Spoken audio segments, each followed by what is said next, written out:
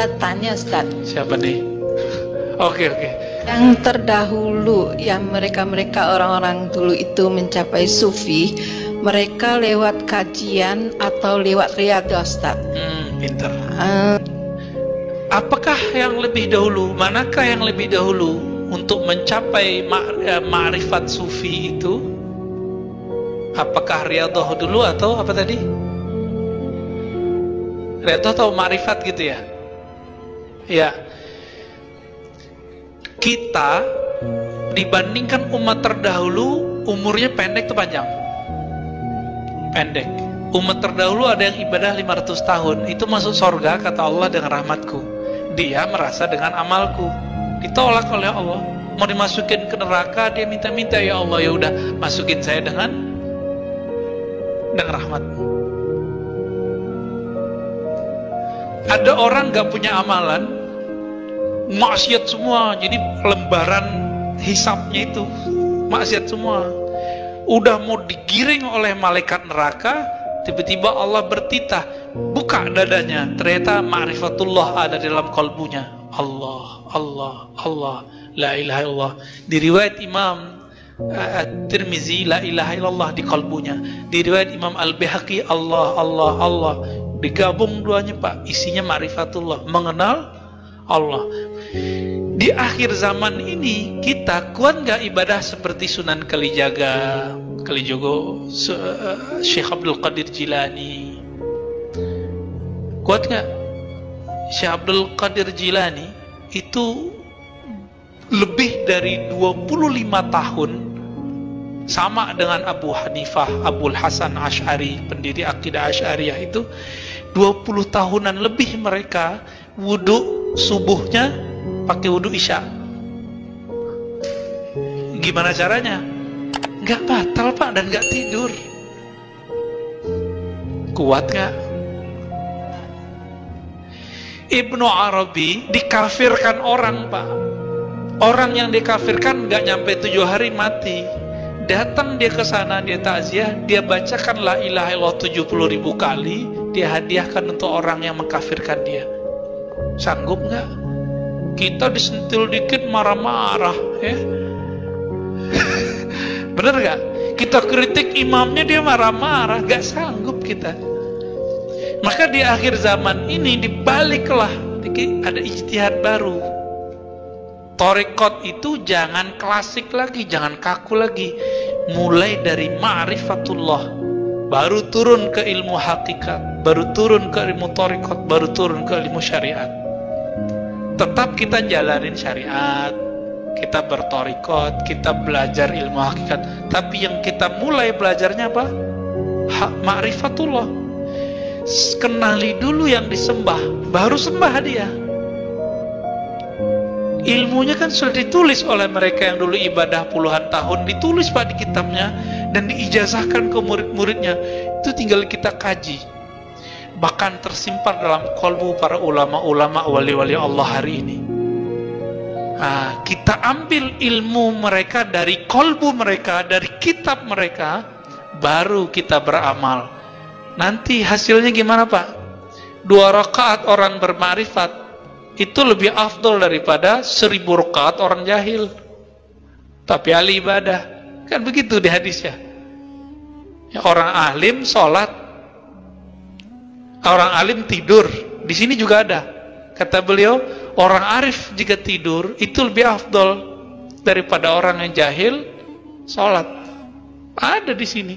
Bukan kita melebih-lebihkan. Emang begitu hadisnya, begitulah ulama mengartikannya. Jadi Bapak Ibu yang makan Allah, di zaman ini kita emang nggak kuat. Bapak nggak usah ikut tarekat yang aneh-aneh, ya. Nanti saya tunjukin tarekat apa yang Bapak pelajari nanti. Tarekat yang isinya ma'rifatullah lalu beramal, ma'rifatullah beramal. Nggak boleh pisah ini, ya.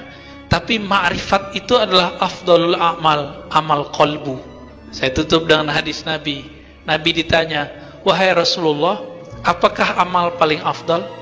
Kata beliau, al-imanu billah, iman kepada Allah. Iman di mana? Di kalbu atau di badan?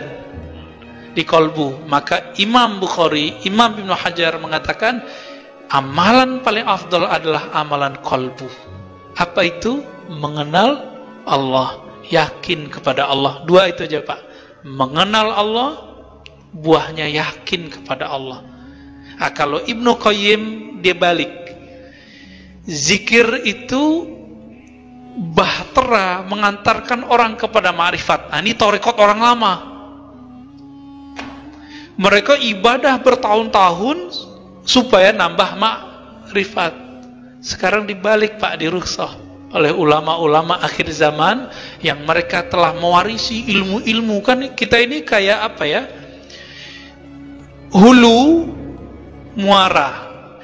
Ini sekarang udah di muara Pak. Saringannya ada sama kita. Tinggal kita saring, ambil mana yang sesuai dengan zaman ini. Yang penting kita bisa mengenal Allah, bermakrifat kepada Allah, mengenal hakikat keyakinan sejati, bertarekat, berjalan menuju Allah, dan mengamalkan syariat yang zahir dari Rasulullah sallallahu alaihi wasallam. Itulah kesimpulannya. Loh, ada tambahannya Pak? Yaudah, nggak apa-apa Pak. Maaf Ustaz, tadi dikatakan kan ada salatlah kamu dengan bermakrifat. Yang dimaksud dalam bermakrifat dalam salat ini, apakah bacaannya kita harus mengerti, atau juga gerakannya ada yang tersirat maupun tersurat? Ini bagaimana Ustaz? Tolong dijelaskan. Terima kasih. Baik. Salatlah kamu dengan bermakrifat, begitu kata orang ya. Kalau kata Nabi nggak begitu Pak. Sallu kama ra'aitumuni usolli. Salatlah kamu seperti kamu melihat aku salat. Kata Imam Nawawi, nggak sanggup kamu salat seperti Nabi salat. Maka Nabi ngomong, sebatas yang kamu lihat deh gitu. Kita ngeliat Nabi salat nggak? Enggak, yang kita lihat siapa? Guru kita salat. Bapak ngeliat fisiknya apa kolbunya? Baru fisiknya, karena belum punya ilmu kolbu. Ya, besok kan mulai trial tuh belajar ilmu zikir sama Ustaz Rusdi. Nanti saya beri juga beberapa. Biar dialah belajar zikirnya, nanti kita tebar dikit-dikit ilmu ma'rifatnya insya Allah. Ilmu ma'rifat itu Pak, membuat 4 rakaat terasa 1 rakaat. Ciri-cirinya. Membuat Bapak rindu duduk di masjid ini. Itu ma'rifat, karena ma'rifat itu fiha lazzah. Di dalamnya ada lezat, seperti orang yang jatuh cinta pengen ketemu terus. Itu dia ma'rifat. Kalau Bapak sudah dapat tuh ilmu, nanti kita kecanduan. Jadi apa istilahnya? Kayak addiction tapi positif gitu. Kecanduan agama. Kecanduan ibadah nikmat. Nanti kata Nabi apa? Walaupun hadisnya dhaif, tapi dia naik menjadi hasan li ghairihi. Uzkurullah hatta yaqulu, ya, hatta yaqulul munafiqun muraun. Berzikirlah kamu sebanyak-banyaknya sehingga orang munafik mengatakan kamu ente gila. Orang jam segitu kerja ente malah zikir. Itu dia, ya. Ya coba aja sendiri Pak. Kita makanya lebih afdol ngaji. Bapak kalau ngaji ba'da subuh tahu-tahu udah syuruk, ya kan? Tapi Bapak coba sendiri duduk, baru 15 menit nyut di kaki. Tapi aneh, kok kalau ngaji nggak kesemutan Pak kakinya? Benar nggak? Karena kita nggak sadar gerak begitu aja.